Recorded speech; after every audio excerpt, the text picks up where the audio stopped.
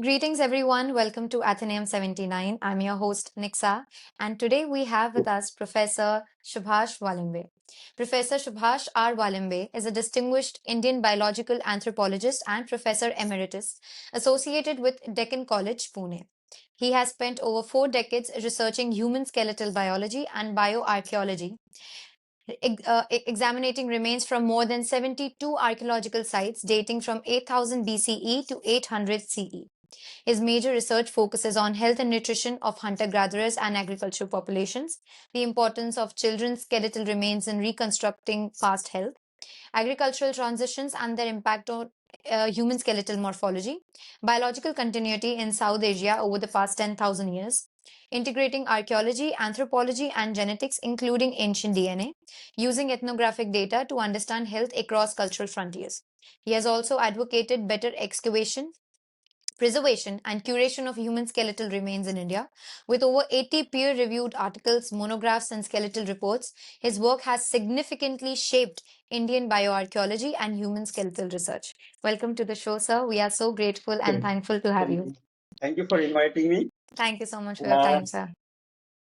well, I am by training, by profession, I'm an anthropologist. I did my master's and PhD in 72, 78, and since 1980, I'm working for archaeology. So last 45 years, I am half archaeologist, half anthropologist. I'm nowhere, but I'm everywhere. That way. I work on human bones that are excavated from protohistoric soils last 10,000 years. Well, when you invited me for this lecture, I was a bit confused. Where do I stand? Do I have any standing in the group of historians? Uh, when I was doing masters, I was told that history can be divided into three sections: prehistory, protohistory, and history. So I am involved in the research in protohistory, where we don't have any written record, credible written record. We have some writings. We have like Harappan script, which we haven't been able to decipher yet. But by and large, we rely on the things left by those people who died thousands of years earlier. I don't work on fossils. I work on human bones. When you go for archaeology, when you are excavating a site, you get different types of artifacts, house by houses, metal objects, ornaments, and we have specialists in each branch of the science. Uh, Archaeology is not a one-man show now. We need a very big group of people. There are people who are working on non-human bones. There are people working on flora, ornaments, tool objects, settlement pattern, pottery, ceramics, these kind of things. And it so happens that ours is the only group in India working on human bones. As I said, no, I don't work on fossils. And for that matter, no, we don't have, there is only one fossil, undisputed hominid fossil. Hominid, our family is hominid. We have only one undisputed hominid fossil coming from the Indian region, a site called Hathnora in near Hoshangabad, Narmada Valley, Mehevo. We call it Narmada Man.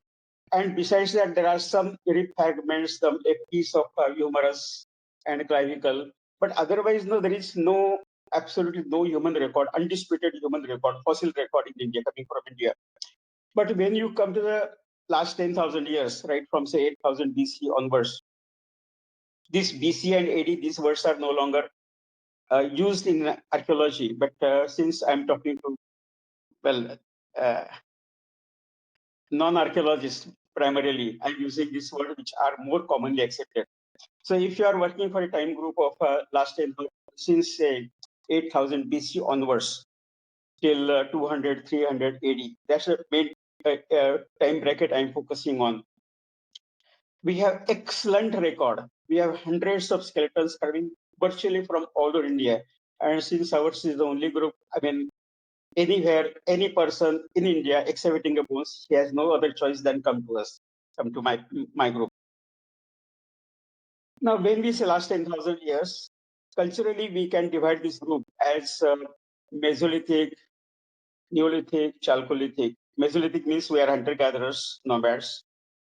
Neolithic is we are trying to settle at one place, and we are more depending on domestication of animals, flora. Sorry, fauna. Then Chalcolithic is a group where we have real initiation of agriculture. So if we are talking of more of say Deccan area or this part of the country, Harappans, of course, everybody knows Indus Valley civilization is Harappans. Earlier they used to call it Indus Valley. Now we more familiar with this terminology. We call them Harappan civilizations. Then there are many megalithic sites. Sometimes this megalithic word is associated with Iron Age technology, so we call it Iron Age megalithic people. And there are some sites called as medieval sites. I mean, we get human bones from that sites also. But I tell you, from second urbanization process, the cremation became more acceptable mode for disposing the dead. So from that onwards, now uh, we do not get not many sites are in the historic that time bracket. And one very important things that will be the main topic of today's discussion is the change from nomadic hunting gathering to settled agriculture or settled or semi-settled pastoral way of life.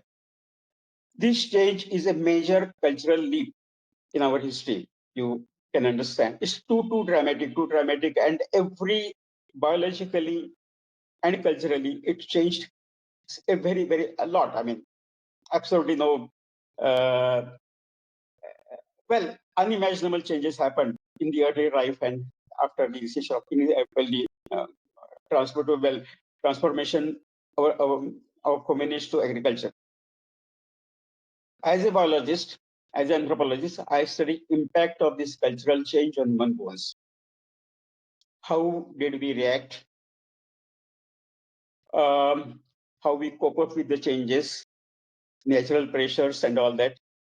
How we adopted biologically. So, in short, I deal with the issues of evolution, migration, variation, and adaptation. So, this is what I am.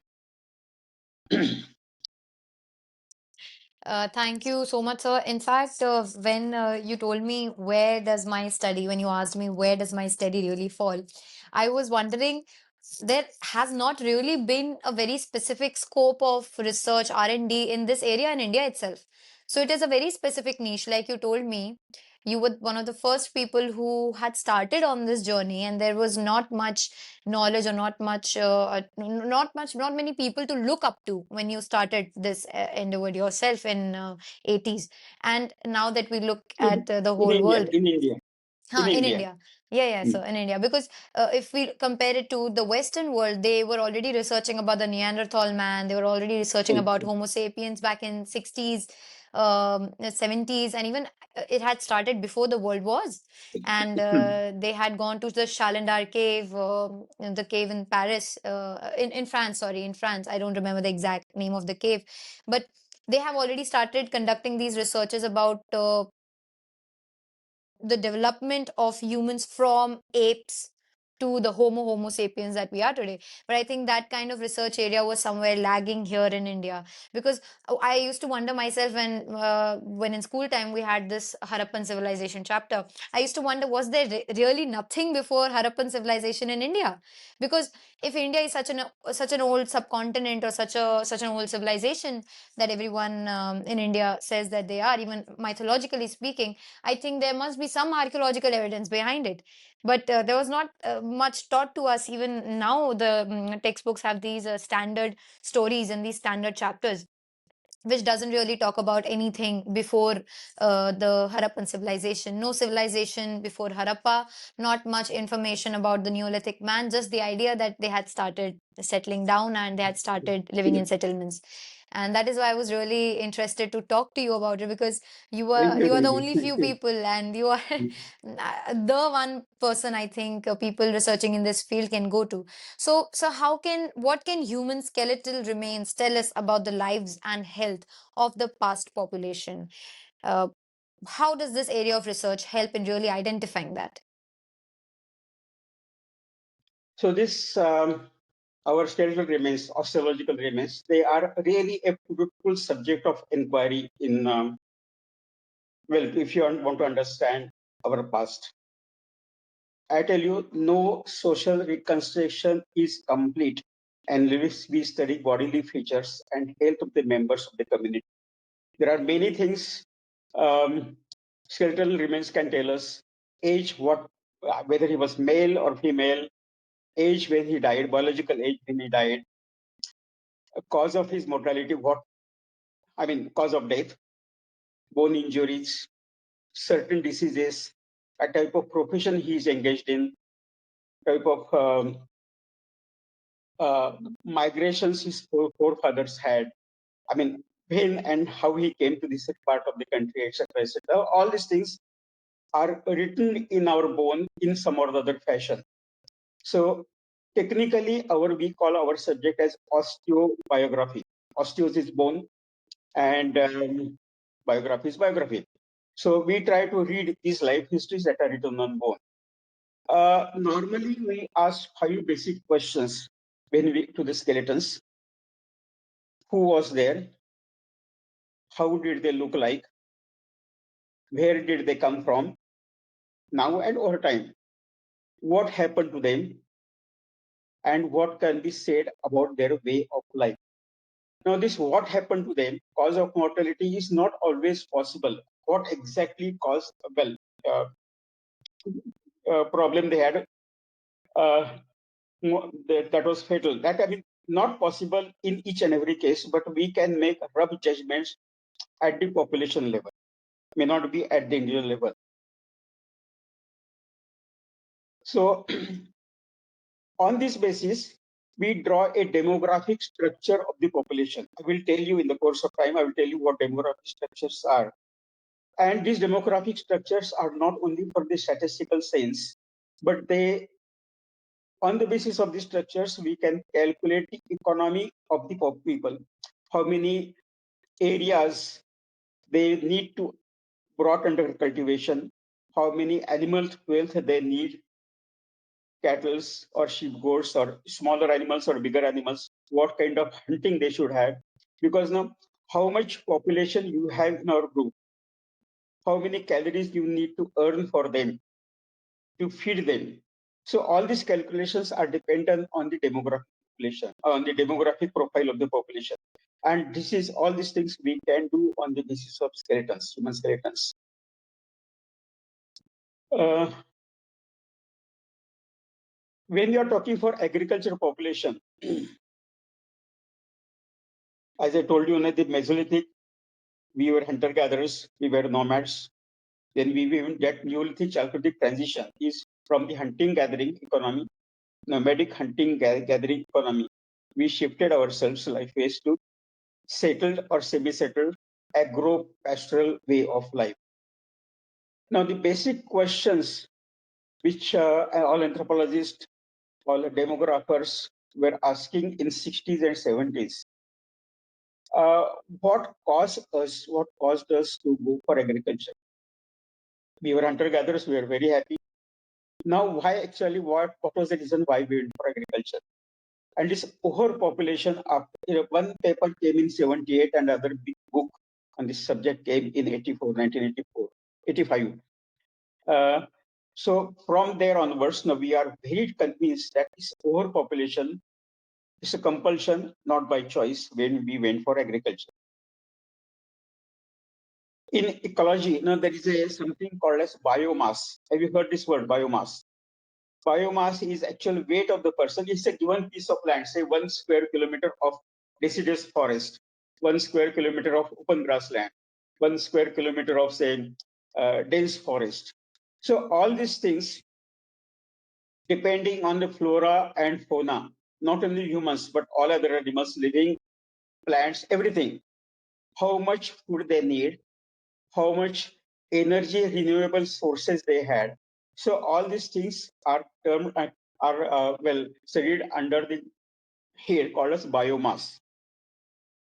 When population of one group grows, or rather swells beyond the tolerable limits of this of the carrying capacity of the land, biomass concept.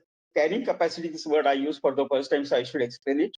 So that's the capacity of the land, how much biomass it can hold.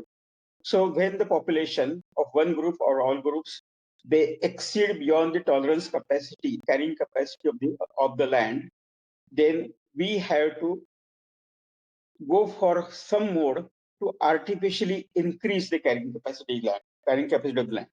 So we try to artificially increase the calorie outcome from the resources, available resources.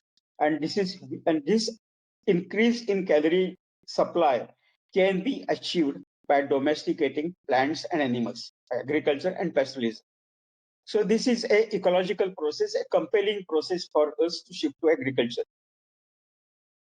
Okay. Now this carrying capacity uh, is, as I said, it is meant to increase, meant to meet the calorie demands of the growing, increasing population. Now we are talking about humans also, humans now. A small piece of information I can give, which is not, this is not my research, but I just copied it from somewhere. First few millions of our life, humans, before coming for agriculture, carrying population growth rate per annum, population growth rate per annum was estimated to be something like 0.0015%. 0.0015% per annum when we were hunter-gatherers earlier. First 8 millennium of agriculture, when we went for agriculture, first 8 millennium, the growth is 8,000 to say 180. So that time period, time bracket I'm working on, this population growth is something like 0.036. So 24% faster than what we were growing earlier. So this is what happens is, this is not population growth. This comes as under a heading as population swelling beyond the carrying capacity of the land because of tolerance capacity of the land. So all these things results in migrations. By the way, I can tell you, not a subject matter of today's discussion again, just a piece of information. Annual population growth rate in India as of 2000, this is 26, no? 2024, 2 years back, supplied by ICMR, 23 to 24, was 0.92. Earlier, when we were hunter-gatherers, it was 0.0015. When we went for agriculture, it was 0.036. Now we are growing annually at the rate of 0.92. So such a faster rate we are growing. So the simple reason is, when we are hunter-gatherers, a woman needed a gap of at least 3 to 4 years between children, as multiple highly dependent babies are incapable in mobile lifestyle.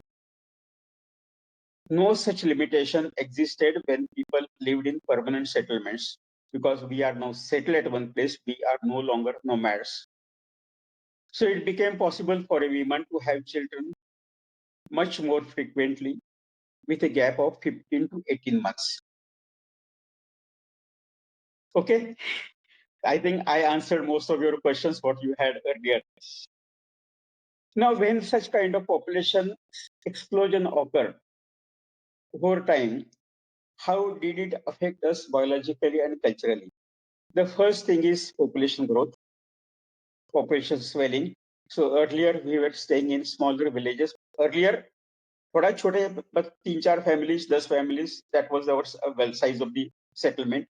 Then smaller villages over time became bigger villages, towns, cities, then metropoles like Harappa, Kalimangan, Rakhigadi, etc.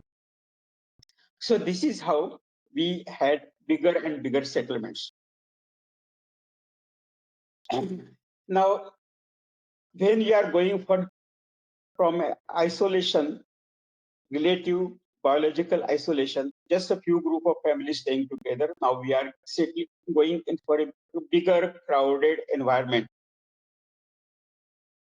And there are many limiting factors for us. What we can do, uh, what we can do, and what we cannot do.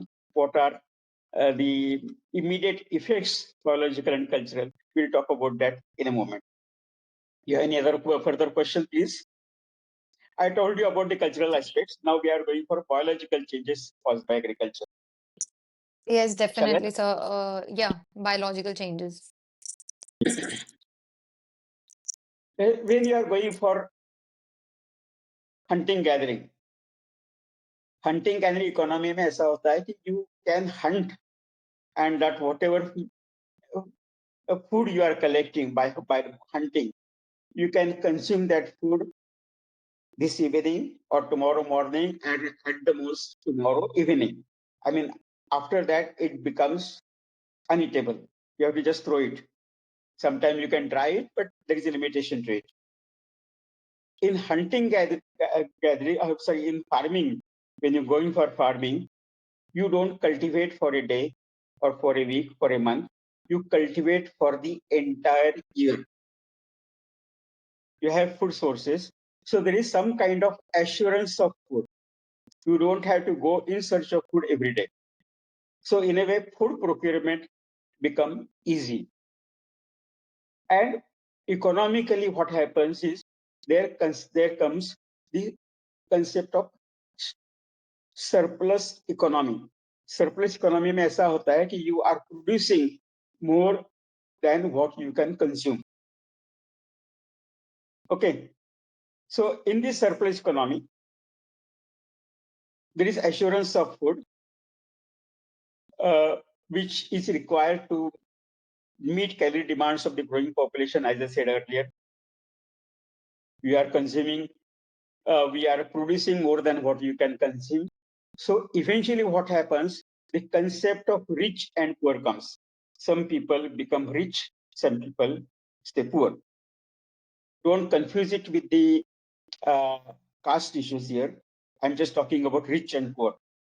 Those who are more versatile, they can cultivate more, they can produce more, they become rich because they have such resources. In hunting gathering economy, every day, everybody in the family has to go for either hunting or collecting food from the forest, hunting and gathering. Okay. In agriculture economy, because of this assurance of food, because of this surplus economy, concept of food storability, you can store your food one corner of your house and you know there is something to eat at home. So when you have this kind of economy, not everybody in the group, you are going for agriculture now, agriculture group, not everybody in the group is required to go in search of food every day. Imagine a village of say 100 households.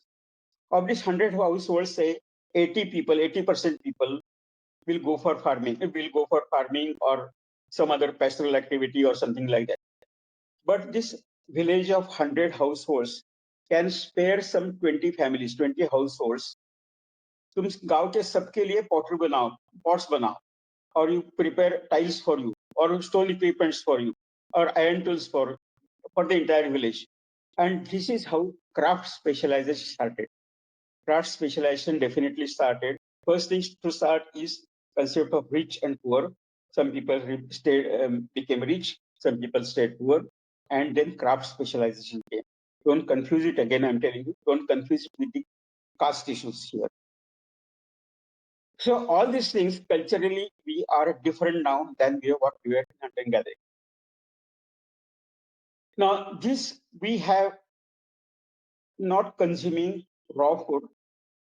एक होमो erectus थे, एक बंदा था हमारे ancestry में, he had control over fire.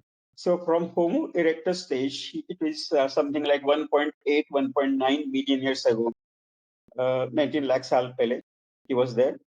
So he had domestication of fire, art of controlling fire. So from his age, earlier we were Australopithecine करके हमारे जो पूर्वज थे, they were probably eating raw food. Now from Homo erectus stage, since they had control over fire, they probably started consuming roasted food, half-cooked food. But now we are producing what we want. We are processing the food in those stone grinding food, processing the food culturally, making those grains into powder, pounding them, and we are cooking them in those well-made pots using the hearth made by our potters or something. So we are cooking them handmade pottery, well-baked pottery. So cooking becomes much more convenient way of cultural processing. So before we are eating it, we are already making it soft. Got it? So when you are making it soft, you don't have to chew it for a long time. Very, very simple, same logical thing. When you are eating something raw, you need to chew it for a long time. When you are culturally processing it, your biological needs are now met by culture. You are processing, grinding it, cooking it, whatever, and consuming it. So you don't have to chew it for a lifetime, for a long time. So dental size become smaller and smaller. The jaws which are required to hold these teeth, they also become smaller. So when you are chewing something, this part is mandible is the only movable part in your body.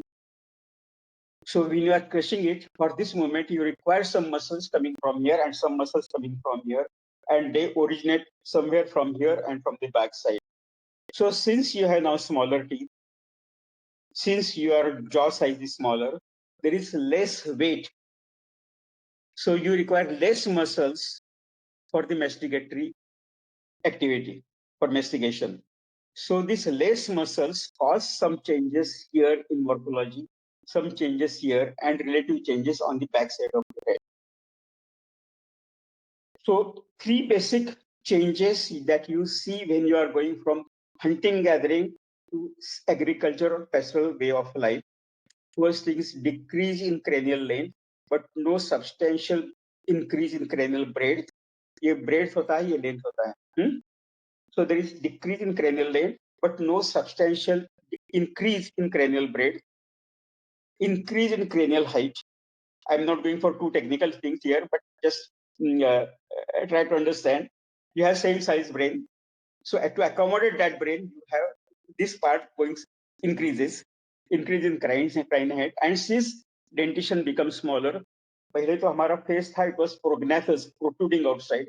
Now it becomes orthognathous. In facial profile, you are more and more straight. Now we don't deny any role of any genetic makeup in these changes in phenotype. But on the basis of our research, we try to give alternate non-genetic explanation for these cranial changes. Now we think the mechanism of adaptation, primarily due to subsequent changes, primarily because of cultural processing of the food before you are eating, all these things cause this kind of changes in your facial morphology. Differential functional demands on the body with earlier farming societies because of the sophisticated food preparation techniques. They are the main factors influencing our craniofacial. Cranium is this part and facial morphology. Everything changed. Also, we did some एक जो होता है ना, these are continuous rates. So your height can be 150 centimeters, 150 centimeter, 1 millimeter. I say it is continuous rate. There are some discrete morphological traits. Like for an example I'm giving, you don't see it in blood. Your blood group can be either A or B, but there is nothing in between, O, A, B, or AB. But there is nothing between A and B.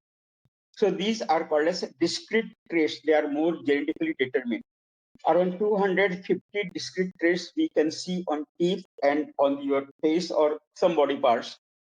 On that basis, we are very sure that there is some kind of biological continuity in our region, in our subcontinent during the last 10,000 years. Biological continuity. There is no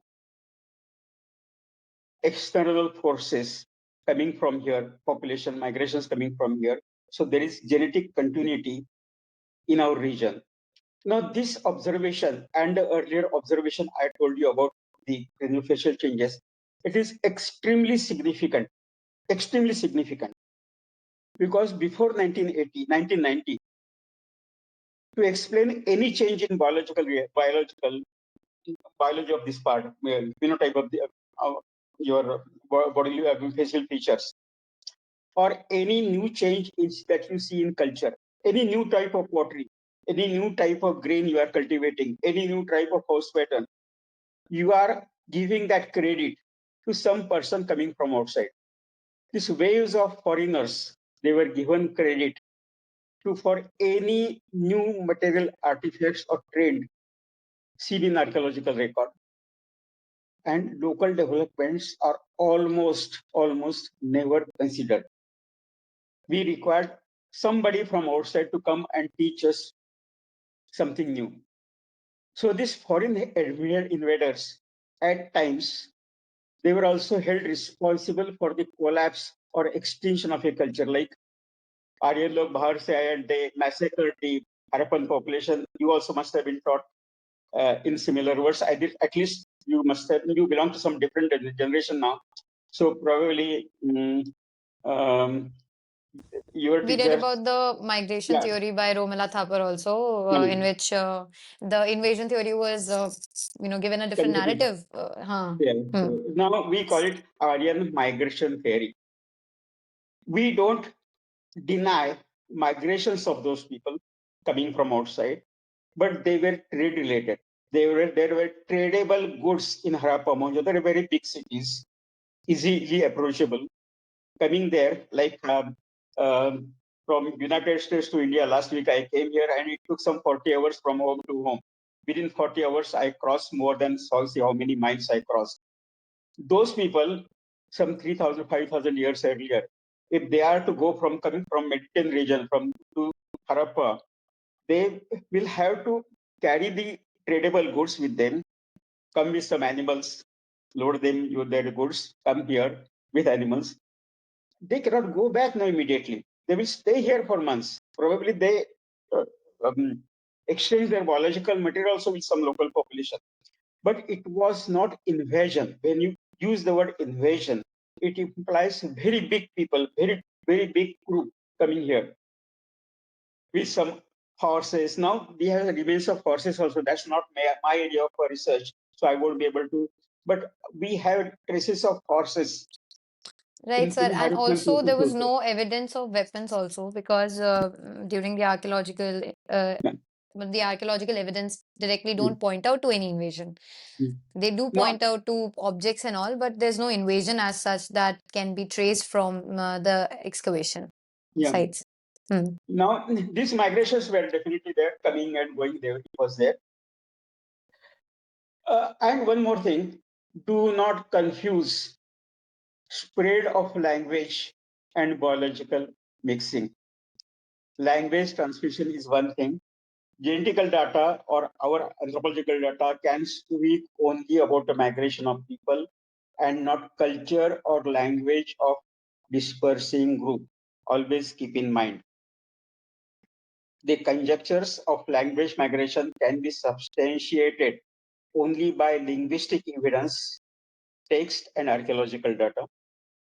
If language transmission takes place through contact or spread of farming, I'm telling you, spread of farming, not spread of farmers, then it will leave little signature on genetical record. Similarly, if small group of migrants become dominant elite through military contact, military superpower, or by economic supremacy, they can impose their language on the general population again without a significant sign in genetic record अभी आप भी India की है मैं भी India का हूं but we are since we are to sell our product academic product We communicate in understandable language here, English. And Britishers were here only for 200 years, but still they made us, forced us, compelled us to speak in their language, which is understandable to many people outside. So this is how language spread starts. Don't confuse it with the genetic migrations. Don't confuse it with the bodily migrations. Okay, now uh, I think the second aspect that we are covering is about health. Now this change again, I'm repeating. I'm sorry for that, but this change from nomadic hunting gathering to settle farming, it was too dramatic. And at least in the beginning stages, we call it incipient stages of agriculture. And this incipient initial stages, what I mean when I say incipient, it can be some 400, 300, 400, 500 years after initiation of agriculture. It was really dramatic and hazardous for health.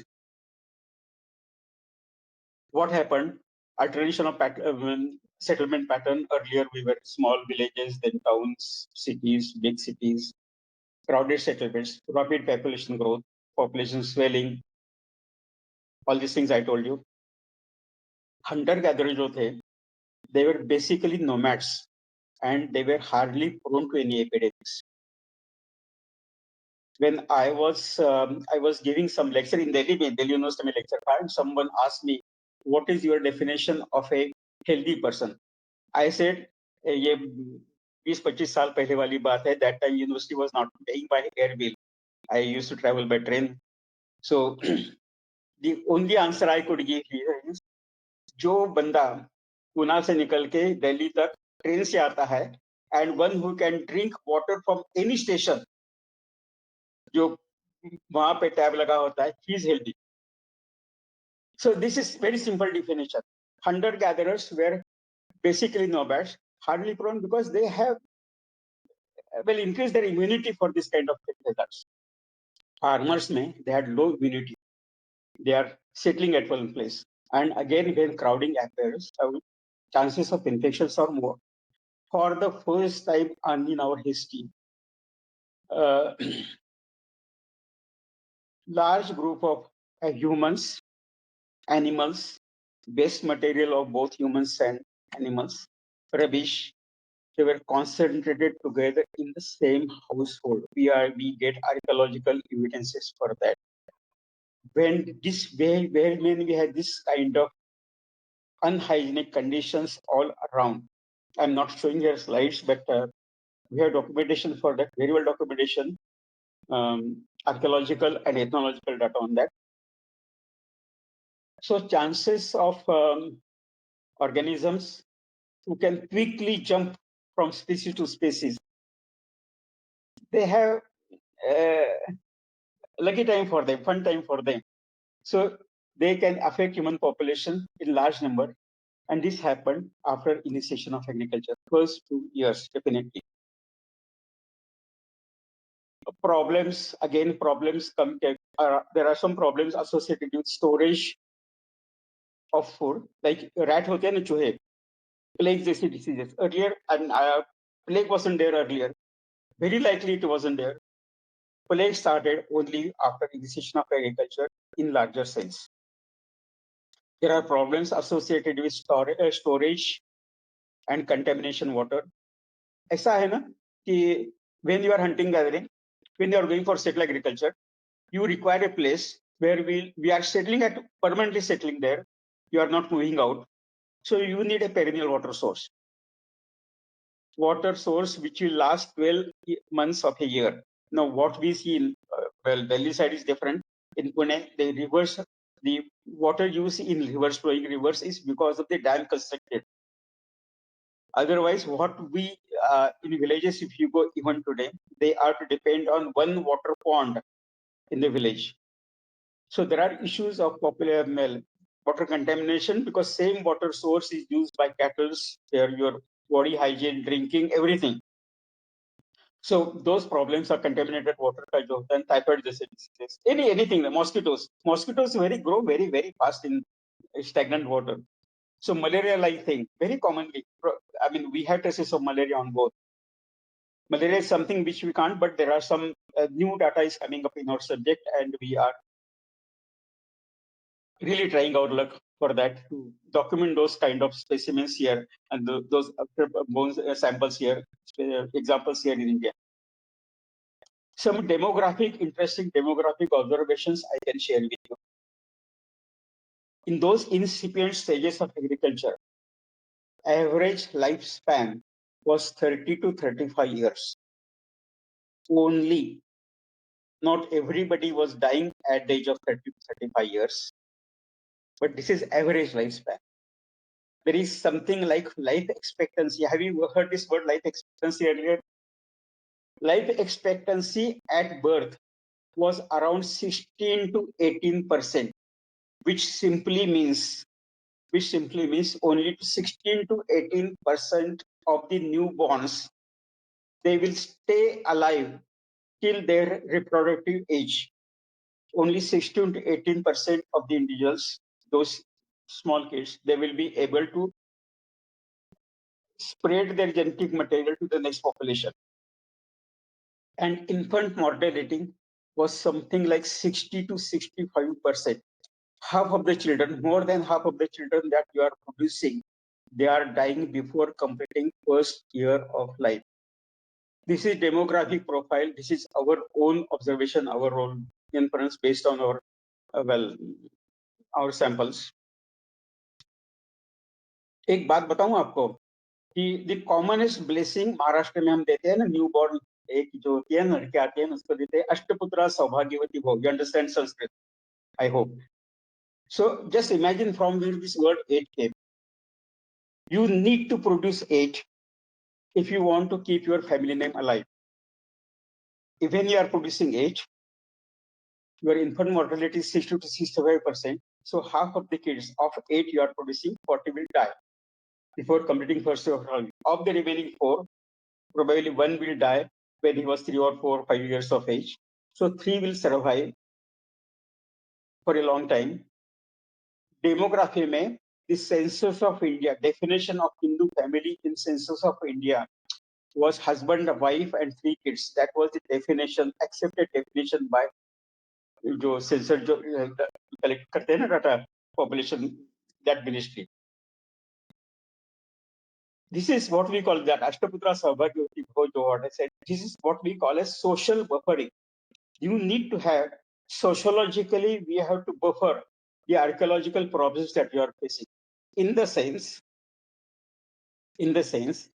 you are required एक लड़की का शादी, she should get married as early as possible and have kids. If you imagine yourself, your own family, I'm sure having three or four uncles, three or four aunts, both maternal side, paternal side, that was not very uncommon till very recently, some 50 years back. This is social buffer. And this is how history comes. I'm not, as a historian, you are probably interested more in history of a royal family. We are interested in looking at history of a common person, how a common society reacts to the problem, sociological and biologically. This is my area of major pathological lesions, anomalies that you can see on bone. We have infections. Infection माने समझ गए आप क्या होता है infection. Traumatic lesions, some fractures, dislocations, etc. Joint diseases like spondylitis, जो back pain होता है वो, knee problem. So metabolic diseases, iron deficiency anemia, calcium deficiency anemia, iron deficiency anemia, protein calorie malnourishment, vitamin D deficiency. Then there are stress fractures. Stress, this is very interesting. I'm right-handed. So I will, this is called as, I will always do it like this. I can do it the other way.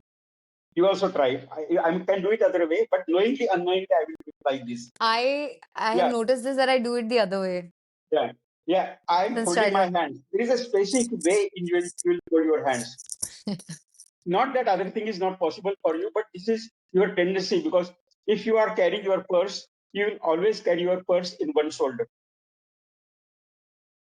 So there is biological, bilateral asymmetry of using your left and right part. So your right side bone and left side bone, depending on what kind of you are using, these bones start looking different. Don't ask me how what difference ये क्या मतलब है, because this is No, part of the definitely, training. sir. This There is is part of the difference training. because, yeah, I do Hmm, notice the facial symmetry also, and I like to study that in terms of aesthetics. So hmm. I notice the other one eyebrow will be always a little like, positioned a little higher.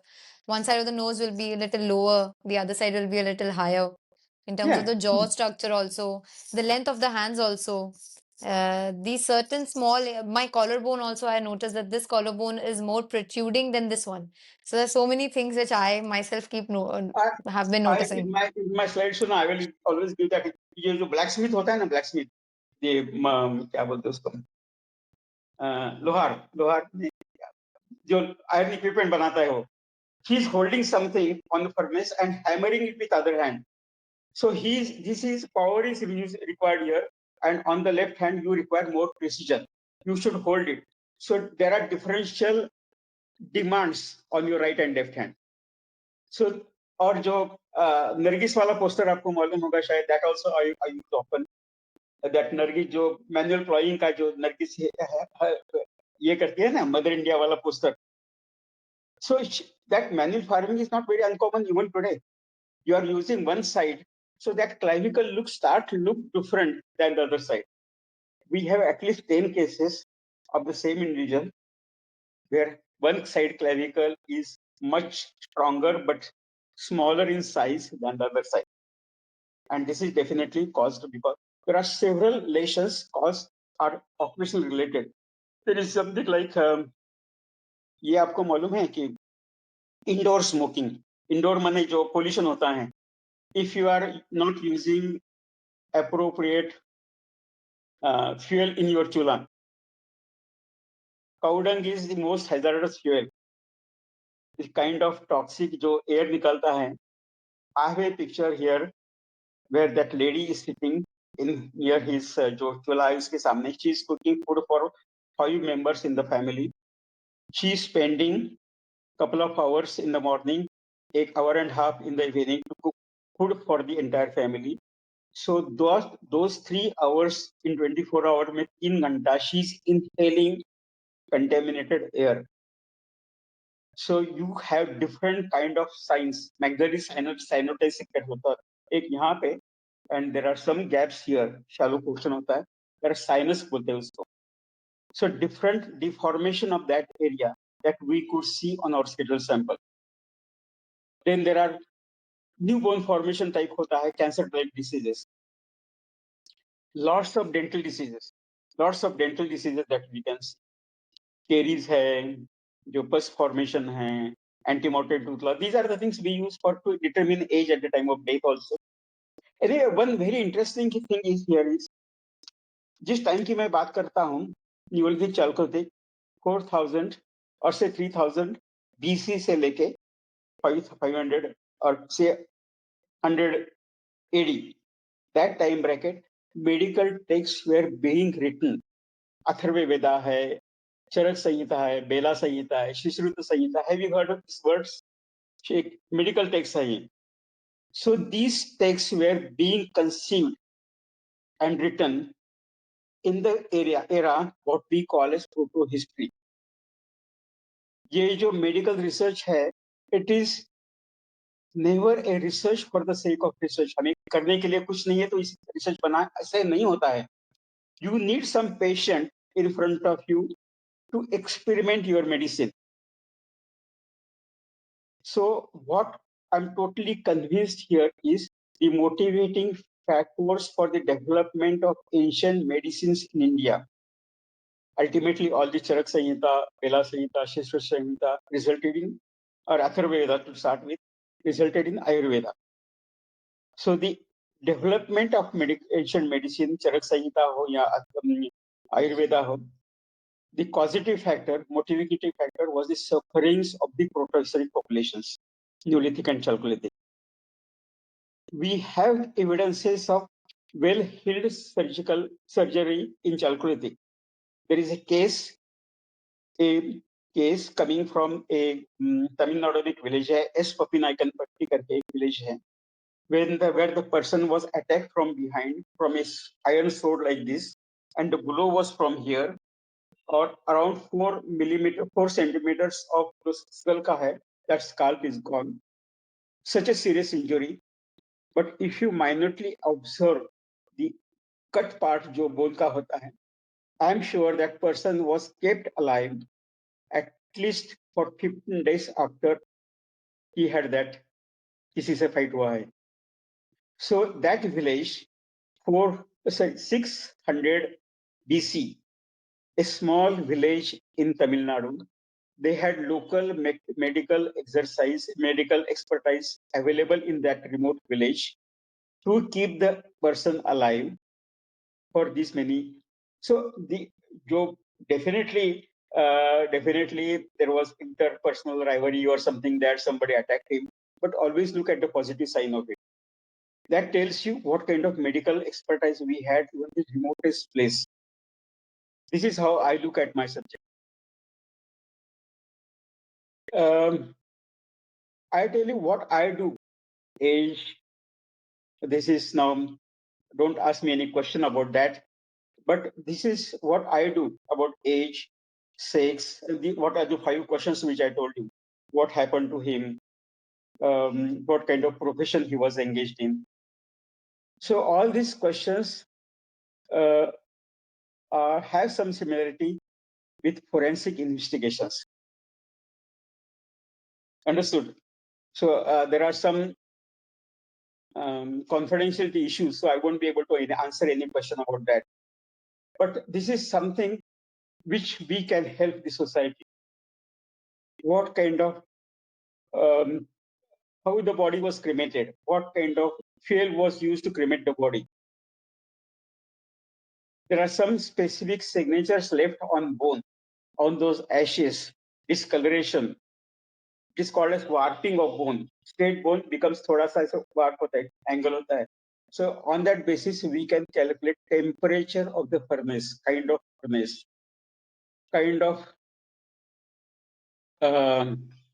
There are some signs on teeth, some signs on long bones.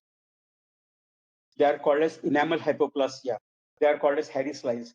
They are permanent indicators of your health problems, either nutritional problems or health problems. ऐसा है कि if the लड़का उसको कुछ growing ages में if he has some problem, health issues when he is 4 years old, that is but he cope up with that problem, survived, not that 4-year problem, when that problem he had when he was 4, that was the cause of death. He died when he grew old, say 10 साल 5 साल 15 साल 8 साल, but that problem is permanently written on his teeth or his long bones. So this is very useful well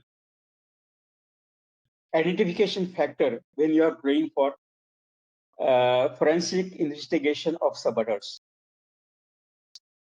I am working on anthropology, but I make genetic people to work for me.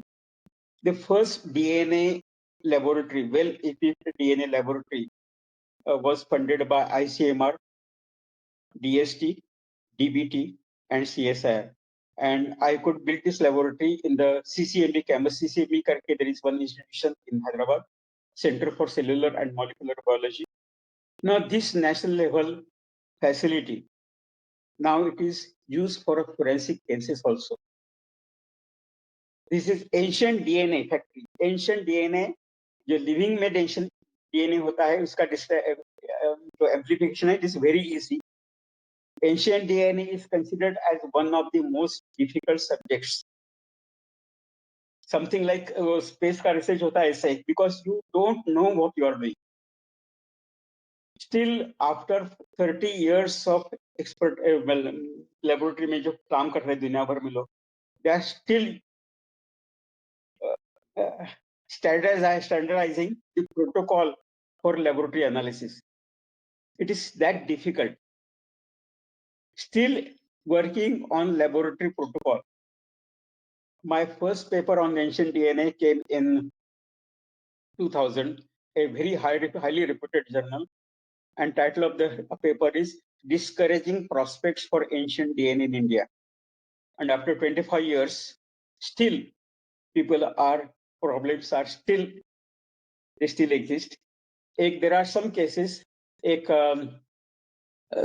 Sinauli करके एक गांव है आपके some 60 kilometers south east of Delhi, UP में है. Then Rakigadi, there is a case on Sanjan. Sanjan is Parsis came to India and their port of entry is a place called Sanjan. It is on the north border of Maharashtra and southern border of Gujarat. जहाँ पे जमीन होता है ना, there is a place port called Sanjan. There is the port of entry. So we excavated first Parsi cemetery in India. Very recent, some 9th century की बात है ये. There is a place in Himachal, Uttarakhand में there is a place called Rupkund, R-O-P, Rupkund. Kund माने pond. Rupkund is situated at the height of 16,600 feet. It's a glacial lake. It's a glacial lake which remains frozen for almost 11 months in a year. And some group of some 600, 800 people went there, and all of them died at one point of time in one catastrophic event. So National Geographic wanted to prepare a documentary on this story. We went there in 2003, and this Rupkund really helped us in getting money for that to build that ancient DNA structure in Hyderabad. तो ये जो force 4-5 site हमने बताए, Chinauli, Rakhigarhi, Roopkund, Sanjan, etcetera etcetera. Now Keladi is also there in South India की जो बात है. We have some traces of ancient DNA. We were successful, not many samples, but 1-2 samples here and there. Rupkund is different story because Rupkund में, since it's a glacial lake, there are naturally mummified bodies even today. You can see traces of clothes. 9th century की वो भी बात है. So last 1100 years, the bodies are still wrapped in mass, muscle tissue halves में. We have traces of clothes also. We have their chappals also. आप national geography वो film आप जरूर देख लीजिए. So this is how this subject can help us build our history, understand our history. जैसे हमने बताया कि after second level of urbanization process, cremation became more accepted mode of disposal. So we don't get many, because if you are staying in a city and no one will like to bury, अगर हमारे कुछ घर में कुछ death है, तो no one, you are never will object to it. So you can't bury it in your city में नहीं कर सकते. Cremation ground, burial ground should be as away as possible from your habitation site. That is not always possible in city dwelling. So most of us go for cremation. There are some ethical issues also related to that. Do we have time? I can save 5 minutes के लिए. Yes, sure, sir. Sure. Sure. Yeah, yes. Very interesting case, I tell you. जो till very recently, Ganga में, यमुना में, if there is any death in your family, कहीं मतलब UK में, Delhi side पर, even Punjab में, इंडस में भी डेड बॉडी रिवर में फेंकने का एक रिवाज था. Disposing the body in the river, flowing river. When Britishers came here in 1850, वो 1857 का जो वॉर हुआ, दहसी वार, उसमें they established here, and after that they trained a community in Orissa. They trained one community from Orissa and one community from Bihar. जो river में जो बहते हुए जो skeletons आते हैं, collect them, clean them, and Britishers collected all those skeletal remains and they exported all those remains. Each and every, I'm making this statement with full responsibility.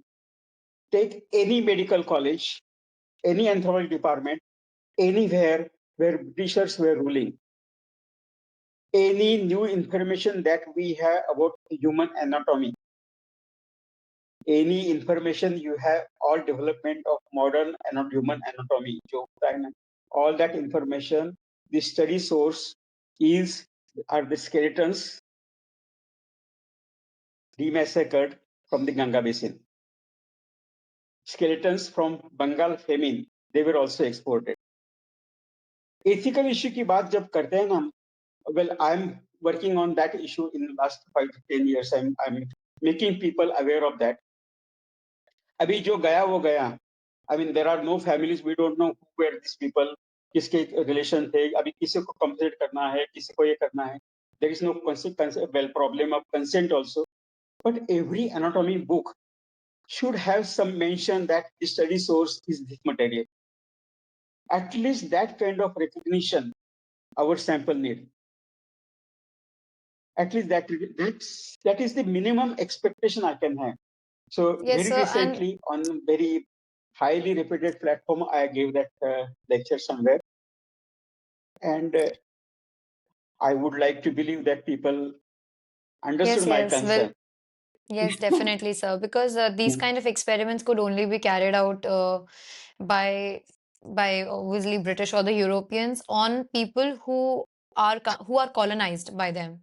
At the end of the day, even if they want to do it in their own society or in their own medical areas or in their own country, they would have to go through numerous layers of verification or ethical issues which you have raised right now. But that is not something they'll face Don't here. trust me. Don't trust me. Look at the you have a smartphone in your hand. Try to search for illegal transport of human bones from India, and you will see another 10 articles, 20 articles on that.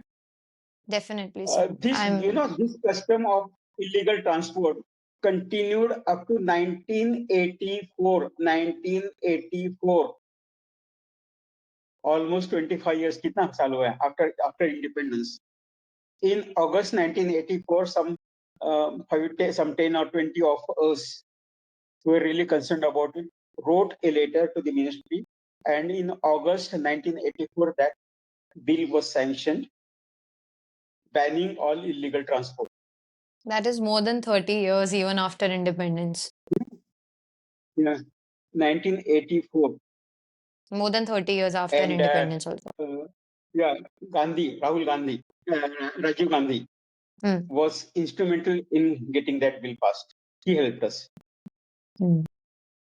That is one big Till step. August, till August 1984, before that bill was passed in August, from January, this also you'll see in your जो Google में आपको मिलेगा, from January to June, June नहीं August, कितना 8 महीना हो गए.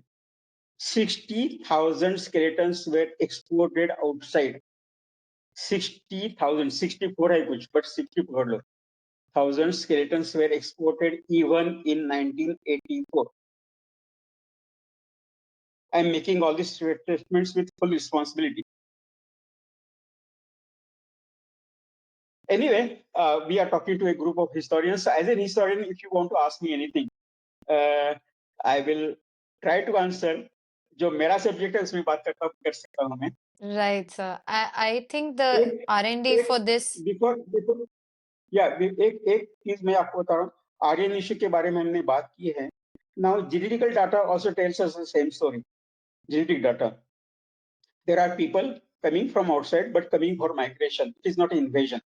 So they were also, I mean, we were the first to claim this kind of statement, well, make forward this kind of statement way back in 1984. That time nobody believed us, but now genetic data is also coming to, well, in support of us. हाँ, बताइए सब. Because Aryan Right, sir. theory is one thing which all of you will be interested in. Yes, definitely. And that is something which is taught to students starting from grade 6 when history is introduced as another subject. And that is what we continue to study even throughout our college. And then we are told at some point, okay, there is this another theory of migration, and that comes very secondary to the research. Uh, the R&D which revolves around archaeology or anthropology is very lesser, I think, and the funding of the government. I think there's one department of anthropology in Delhi University also, And as far as JNU is concerned, I think Very good I have, department. By the way, it's very yes, good department. By the yeah, way, it's I've very been good there, sir. department. It's near the Vice Chancellor's office. There's It's a British building. It's very beautiful there, the garden and all. uh, But I think as one compared to other anthropologist, countries, one anthropologist Joshi, yeah, one anthropologist Joshi was PC Joshi. He was vice chancellor of the university, pro vice chancellor, pro or acting vice chancellor of the university last year. He passed away right? last year. Hmm. बताइए So, फिर. Sorry, as sorry to compared interrupt. to other countries, I think it is comparatively less in terms of archaeology or anthropology. Even if we compare to other universities, the private universities in India. What do you think can be the solution moving forward? Is there any initiative the government can take in terms of that? And how can students look forward? Because there is not much counseling in terms of archaeology and anthropology and the research and development that goes behind it. Not much labs, not many private spaces where people can go for these kind of research. In Rajasthan, and Gujarat and areas of Punjab, where PhD students can go for research in terms of archaeology. I think the scope is there is a lot of scope, but the opportunity and the exposure is very less as compared to what India offers. So, what do you think can be done in that regard, sir? The very first thing that we need is uh, we need better interaction in anthropology and archaeology departments. I tell you, when I did my master's in 1772, I was MA student in Pune University.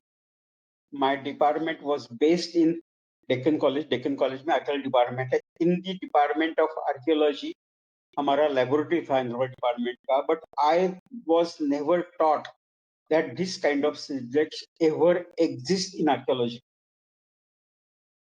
So that was the situation with me. I understood meaning of जो मैं बात कर रहा था paleopathology is the word. I realized this kind of word exists when I joined archaeology club. I tell you, I was involved. This is not much of there are administrative lapses, and this is not right platform to talk about that. But I tell you, I was involved in many funding agencies, major funding agencies who are doing anthropology things. But till ये Covid के time के पहले की बात है. Covid में there was no election, so I could stay in those funding groups. Their जो advisory panel था उनका till 2021 October तक. I tell you, 16% of their annual research grant goes for skeletal research. 16% of the annual grant, which is a very big sum for the research what I do here. But there are no takers from India. Absolutely no application, no proposal from Indian side. If you include ancient DNA in this thing, now this budget, annual budget goes almost to 24%. 21 quarter of their annual funding goes for skeletal and ancient DNA research. Such a huge sum. Ancient DNA is not to understand only migration. I tell you, ancient DNA का study शुरू हुआ था because they say we evolve. The parasites also evolved. जो pathogens ऐसे they also evolved. जो पहले term वाला H1N1 जो था ना अपना कोविड वाला बंदा, उसका भी म्यूटेशन हुआ था. So if you want to study the tuberculosis, जो उसका जो pathogen है 4,000 years earlier, we can give that supply of this, we can supply that specimen. So evolution of that pathogen, that is one of the priority area in ancient DNA. So that's why we are getting very good funding for ancient DNA research. Not for migration. Migration is a thoda side wala branch hai because it's not going to, it's only of academic importance and some political importance if it is there. But for betterment of the society, we need to have more pathogen ka study hota hai, that is more important. And we need some kind of better interaction. Actually, there are some, anyway, let us not talk about that. There are some administrative issues. I have friends in both sides, archaeology also and anthropology also. No one will like me to talk about that. ऐसा होता है लेकिन ऐसा होता है. Thanks, sir. I am Thank you sure so time much will come because, because the right, people of new generation of your generation now they are realizing the need, and many new students we are getting students from all over the country, and some right, people sir. come to get training with us, and now things are better now, much better shape than I which were think there some what, 15 years back. like you said, interaction is important because even like you said, you didn't know paleoanthropology was a thing when you started your studies, your education. But then later on, with time, you started realizing this is a field where I can work in, and it only happened when you started the work. So if someone is Good. really interested in it, they will figure out their way through. However, I think had if there is for in terms of students, in terms of a student myself who had just graduated, for people who come from different parts of the world and who do not have different parts of India and who do not have as much I would say counseling to what subjects they can pursue and what is the kind of exposure they will get in a particular subject when they start working on it or they start exploring it. I think a little something like a brochure or something like maybe some admission counseling, something of that sort from these universities can help those students understand and move towards it in a way. we we I mean there are many orientation courses we organize in different parts of the country, for archaeology department, for anthropology departments. We supply the reading material. We have our own manuals which we are happy to circulate. If there are, when we are getting a invitation from a say a particular university, they have excavated a skeleton. We uh, make it compulsory that one of their student, junior faculty members, we are not interested in training or collaborating with middle-aged or old faculty member. We want young, fresher, fresh student or young faculty member to work with us on those skeletons. He becomes part of the study. The publication appears in his name. Of course, we are there. I mean, now my team. I'm retired now, but my team is there. But we, the publication comes out with his authorship also. So there is some incentive. This is how we train people. When there are number more students, we organize workshop, we organize some small courses. BHU में एक महीने के लिए गया था, मैं दिल्ली में गया था, चंडीगढ़ में गया था. और if there is a single student, number of थोड़ा एक दो student हैं, they can come and work with us in our laboratory. If possible, we will pay them. Otherwise, Pune is not uh, that expensive, so you can come and be part of our study on जो continuous study होता है, and see if it interests you. Well, ये जो मेरा subject है, not everybody can do it because I was working with Deccan College, and Deccan College is we were excavating all over well many parts of the world, many parts of the country. So we were getting material from our own excavations. So in the earlier phase of my career, getting human skeletons, excavated skeletons, it was not that difficult for me. A person coming from Delhi University or any other university will be, I mean, it will be a bit difficult for them to get the material. But now, well, Anthropological Survey of India is there, Archaeological Survey of India, Delhi में Archaeological Survey of India है, उनका बड़ा repository है. So these people, it's not that difficult now. People are now realizing the importance of human skeletal studies, anthropology group and archaeology group. So it is not that difficult now. Now, we hope that conditions, days will be still better after some time. Hope is always better than fear, no? Yes, I hope so, if anyone watches this podcast, they are able to have some idea of anthropology and archaeology and what kind of research areas you as a person, as a student, they can explore after this podcast. Maybe some insight they will get. And obviously, the podcast in itself was very insightful in terms of archaeology and paleoanthropology. The Aryan invasion theory is definitely one key takeaway because that theory, this Aryan invasion theory is basically something which is ingrained in us since school time. and it becomes very difficult to break it over the period of years when we come to college. And in our fourth year, when we read about Rumla Thapar talking about it's not an invasion, it's a migration, because we do not see any evidence of weapons, we do not see any evidence of a war or something similar to that, a massacre. And there are definitely evidences of trade, but then it cannot be called as invasion. It has to be migration.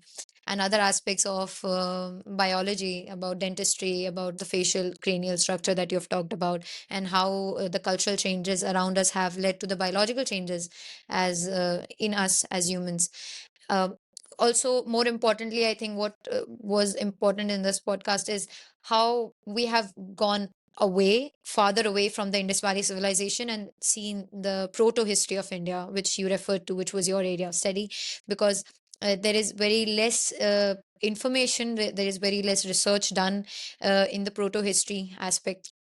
Whereas in comparison to other countries where they have already researched about the Neanderthal man, the Homo sapiens in 70s and 80s, they have ended up doing a lot of things, and they've ended up creating big labs with a lot of funding, and the work still goes on. And I hope the same will happen to India under your guidance.